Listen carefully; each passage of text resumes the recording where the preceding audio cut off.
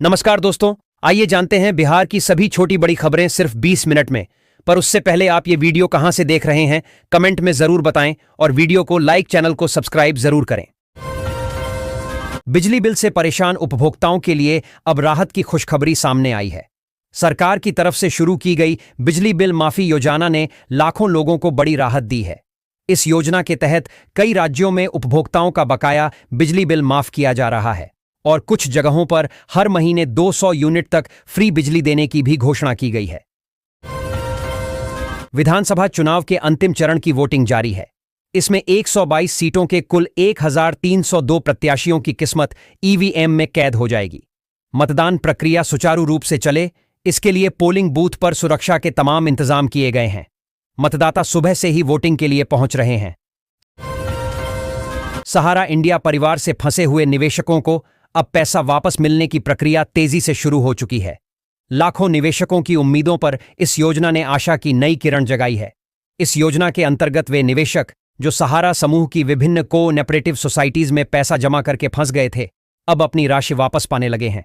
यह योजना सरकार द्वारा शुरू की गई है, जिसका उद्देश्य निवेशकों के फंसे हुए पैसे को वापस दिलाना है।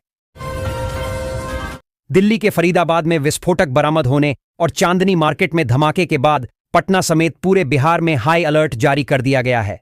एयरपोर्ट, रेलवे स्टेशनों और सड़कों पर सुरक्षा बढ़ा दी गई है। वाहनों की सघन जांच की जा रही है और नागरिकों से सतर्क रहने की अपील की गई है। संदिग्ध गतिविधियों की सूचना तुरंत देने को कहा गया है। जो महिलाएं घर बैठे अपना काम शुरू करके आत्मनिर्भर बनना चाहती हैं, उनके लिए एक बड़ी खुशखबरी है। सरकार अब सिलाई मशीन खरीदने के लिए 15,000 रुपये की आर्थिक सहायता प्रदान कर रही है। बहुत से लोग इसे फ्री सिलाई मशीन योजना के नाम से जानते हैं, लेकिन असल में यह लाभ केंद्र सरकार की एक बहुत बड़ी और फायदेमंद योजना के तहत दिया जा रहा है। दिल्ली धमाके पर तेजस्वी यादव ने एक वीडियो जारी किया है। उन्होंने कहा कि देश की राजधानी में ऐसे विस्फोट चिंताजनक और पीड़ादायक है। तेजस्वी यादव ने कहा कि हादसे में जिन परिवारों ने अपने निर्दोष प्रियजनों को खोया है, उनके प्रति गहरी संवेदनाएं व्यक्त करता हूं। मोकामा में एक प्रत्याशी द्वारा वाहन की टक्कर के बाद गुस्सा होकर युवक का सिर फोड़ने से तनाव फैल गया। पुलिस ने आरोपी प्रत्याशी के खिलाफ एफआईआर दर्ज कर मामले की जांच शुरू कर दी है। घटना के बाद क्षेत्र में तनाव व्याप्त है और पुलिस स्थिति को नियंत्रण में रखने की कोशिश कर रही है। बिहार विधानसभा चुनाव 2025 के दूसरे चरण के लिए मतदान की प्रक्रिया शुरू हो चुकी है। आयोग की ओर से सुरक्षा की सख्त व्यवस्था की गई है। 2 स्तर की सुरक्षा व्यवस्था की गई है। चुनाव को लेकर लोगों में जबरदस्त उत्साह देखने को मिल रहा है। मतदान के लिए निर्धारित समय से पहले ही लोग लाइन में लग गए थे। हालांकि कुछ जगहों मॉक पोल प्रभावित रहा। भोजपुरी स्टार पवन सिंह की पत्नी ज्योति सिंह के होटल पर प्रशासन ने देर रात छापा मारा, जिससे इलाके में हड़कंप मच गया। इस घटना के बाद एक वायरल वीडियो ने मामले को और भी तूल दे दिया है। छापेमारी का कारण अभी तक स्पष्ट नहीं है, लेकिन प्रशासन की कार्रवाई से कई सवाल उठ रहे हैं। बिहार विधानसभा चुनाव 2025 के दूसरे चरण में आज भागलपुर में मतदान शुरू हो गया है। यहां सुबह 7 बजे से मतदान केंद्रों पर वोटिंग के लिए बड़ी संख्या में मतदाता पहुंच रहे हैं। चुनाव को लेकर अंतर्राज्यीय सीमा को सील किया गया है। किसी भी बाहरी व्यक्ति का प्रवेश चुनाव समाप्ति तक भागलपुर में प्रतिबंधित है। जिले की सीमा पर सघन जांच की जा रही है। बूथों पर कड़ी सुरक्षा की व्यवस्था की गई है।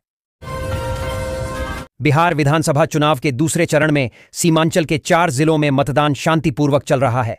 मतदाताओं में भारी उत्साह है, खासकर महिलाएं बढ़ चढ़कर हिस्सा ले रही हैं। पूर्णिया, किशनगंज, कटिहार और अररिया में सुबह से ही मतदान केंद्रों पर लंबी कतारें देखी जा रही हैं। कटिहार में ईवीएम में खराबी के कारण मतदान में थोड़ी देरी हुई। बिहार चुनाव 2025 में मतदान प्रतिशत बढ़ने की उम्मीद है। भाजपा प्रदेश अध्यक्ष दिलीप कुमार जायसवाल ने कहा कि बिहार में एनडीए 2/3 बहुमत से सरकार बनाएगी, क्योंकि लोग विकास और रोजगार के लिए वोट कर रहे हैं। उन्होंने राहुल गांधी पर आतंकवाद के खिलाफ खुलकर न बोलने का आरोप लगाया और दिल्ली की घटना पर राजनीति करने को गलत बताया। तेजस्वी यादव के आरोपों को उन्होंने निराधार बताया। बिहार में 2025 के चुनावों के दूसरे चरण में सुबह 9 बजे तक 14.55% मतदान हुआ। मतदाताओं में भारी उत्साह है और कुछ क्षेत्रों में मतदान प्रतिशत अधिक रहा। सुरक्षा बलों की कड़ी निगरानी है और युवा मतदाता बढ़ चढ़कर हिस्सा ले रहे हैं। बिहार विधानसभा चुनाव 2025 के दूसरे चरण में मतदान जारी है। मुख्यमंत्री नीतीश कुमार और प्रियंका गांधी वाड्रा ने मतदाताओं से लोकतंत्र के इस महापर्व में सक्रिय रूप से भाग लेने की अपील की है। नीतीश कुमार ने मतदान को अधिकार और दायित्व बताया, वहीं प्रियंका गांधी ने नौकरी, शिक्षा और स्वास्थ्य के लिए वोट करने का आग्रह किया। मल्लिकार्जुन खड़गे ने बिहार में बदलाव की आवश्यकता बताई। बिहार विधानसभा चुनाव के आखिरी राउंड का मतदान होने के साथ ही एग्जिट पोल्स का इंतजार भी खत्म होने वाला है। शाम को 6 बजे तक मतदान होना है और उसके बाद एग्जिट पोल्स के अनुमान जाहिर किए जाएंगे। आप हर एग्जिट पोल की जानकारी आपकी अपनी वेबसाइट लाइव हिंदुस्तान पर भी देख सकते हैं। हर अपडेट के लिए बने रहें। बिहार विधानसभा चुनाव के दूसरे चरण में पहले फेज की रिकॉर्ड वोटिंग से भी ज्यादा तेज मतदान हो रहा है। दूसरे चरण में दोपहर 1 बजे तक 47.62% मतदान हुआ है, जबकि पहले फेज में इस समय तक 42.31% वोटिंग ही हुई थी। बिहार की राजनीति में वंशवाद एक आम मुद्दा है, जिससे लगभग सभी पार्टियां प्रभावित हैं। लालू प्रसाद यादव और रामविलास पासवान जैसे परिवारों का राजनीति में गहरा प्रभाव रहा है।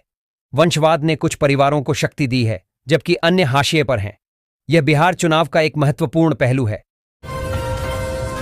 दूसरे दौर के मतदान में साफ छवि वाली सीटों पर भी चुनावी समीकरण पेचीदा बने हुए हैं।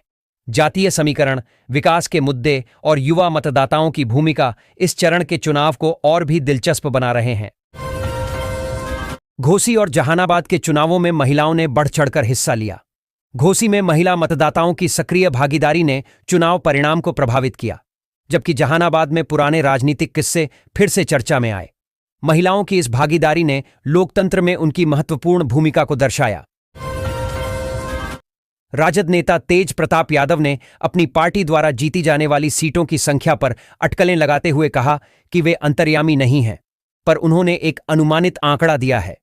उन्होंने सटीक संख्या बताने में असमर्थता व्यक्त की, लेकिन विश्वास जताया कि उनकी पार्टी आगामी चुनावों में अच्छा प्रदर्शन करेगी और पर्याप्त सीटें जीतेगी। विधानसभा चुनाव के अंतिम चरण की वोटिंग जारी है। इसमें 122 सीटों के कुल 1302 प्रत्याशियों की किस्मत ईवीएम में कैद हो जाएगी। मतदान प्रक्रिया सुचारू रूप से चले, इसके लिए पोलिंग बूथ पर सुरक्षा के तमाम इंतजाम किए गए हैं। मतदाता सुबह से ही वोटिंग के लिए पहुंच रहे हैं। बिहार विधानसभा चुनाव के नतीजों का इंतजार अब बस कुछ ही दिनों का मेहमान है।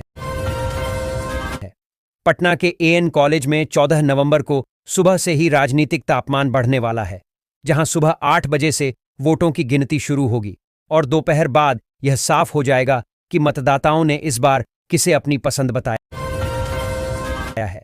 भारत और अंगोला के रिश्तों में नई ऊर्जा जुड़ गई है। राष्ट्रपति द्रौपदी मुर्मू की ऐतिहासिक यात्रा ने दोनों देशों के बीच सहयोग के नए दरवाजे खोल दिए हैं। तेल और गैस से लेकर हीरा उद्योग, रक्षा, कृषि और चिकित्सा क्षेत्र तक हर दिशा में साझेदारी की संभावनाएं बढ़ गई हैं। भारत ने अंगोला के रिफाइनरी प्रोजेक्ट्स और दुर्लभ खनिजों की खोज में निवेश की इच्छा जताई है। यह यात्रा न सिर्फ ऊर्जा सुरक्षा, बल्कि भविष्य की तकनीक, व्यापार और सांस्कृतिक जुड़ाव का भी प्रतीक बन गई है, जो भारत अंगोला संबंधों को नई ऊंचाइयों तक ले जाएगी।